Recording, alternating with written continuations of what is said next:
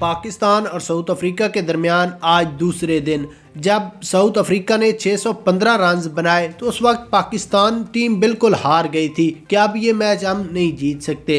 लेकिन खुशकिस्मती ये है कि अंपायरों ने आज के दिन ही मैच का पासा पलट दिया और ऐसे फैसले किए जो कि पाकिस्तान के हक में हुए और मैच बिल्कुल तब्दील हो गया। अब पाकिस्तान एक ही शर्त पर जीत सकता है। वो कौन सी शर्त है? और उससे पहले आपको ये बता दें कि जब अंपायरों ने पाकिस्तान के हक में फ़ैसले किए तो साउथ अफ्रीका की पूरी टीम की चीखें निकल गई।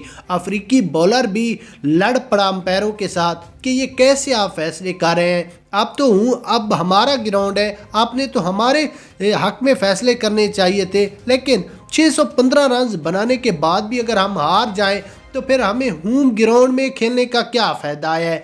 अंपायरों के साथ साउथ अफ्रीका खिलाड़ियों की तकरीबन 1 मिनट और 35 सेकंड सिर्फ यही गुफ्तगू चलती रही कि हम मैच अगर हार गए तो उसके ज़िम्मेदार सिर्फ अंपायर हुए। उसमें कुछ गालम गलोच भी हुए।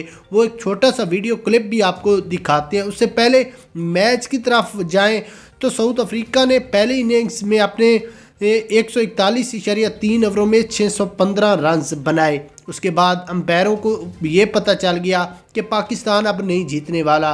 लेकिन अंपायरों की बड़ी मेहरबानी, उन्होंने एक ही ओवर में 3-3, 4-4 नो बॉलें दी। उसके बाद बाबर आजम का एक सीधा आउट था और उन्होंने नॉट आउट दे दिया। इस तरह के फैसले देकर पाकिस्तान को बताया है कि अगर बाबर रिजवान की जोड़ी आखिर तक खेल सकती है तो पाकिस्तान जीत सकता है। हम पाकिस्तान को फुल सपोर्ट करेंगे और पाकिस्तान को ये मैच जितवाएंगे। उसकी असल वजह ये है कि अफ्रीका बॉलर ने अंपायरों को 2 मरतबा गालियां दी है। उनको इतना गुस्सा आया कि हम कोई ऐसे वैसे तो नहीं है कि वो हमें क्यों गालियां दे रहा है, वो बदला हम ले रहे हैं। और उसके बाद पाकिस्तान पहला टेस्ट मैच हार गया है। इस वजह से हमने दूसरा टेस्ट मैच पाकिस्तान को जितवाना है।